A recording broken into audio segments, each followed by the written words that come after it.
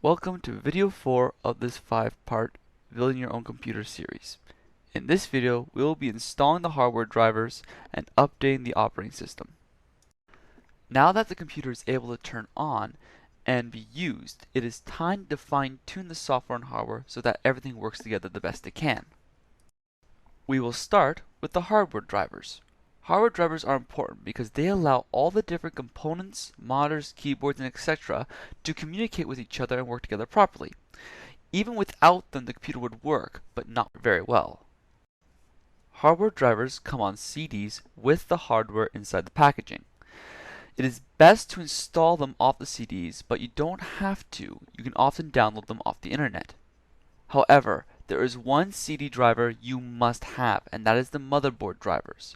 Without the CD, your core systems such as internet will not work at all. When installing drivers, use the recommended settings. It's better to have more drivers installed than you need than to end up missing one you do end up needing later on.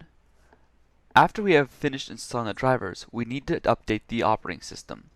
OS developers are always making changes to the software, and keeping the OS up to date is very important to the computer's functionality. Luckily, developers are well aware of this and have made features in the computer to make this process very simple. Literally, there's a function called Windows Update. You can easily find it in your program Windows. Once you find your way to the Windows Update page, all you have to do is click the Search for Updates and see what comes up. Eventually, a list of updates will appear, and all you have to do is to click Install button. This is a very long process. It takes much longer than the operating system installation. Just let the computer do its thing, and when it's all done, do a full restart of the computer. That concludes this video. During our next and final video of the series, we will be creating hard drive partitions and creating a backup of the OS partition.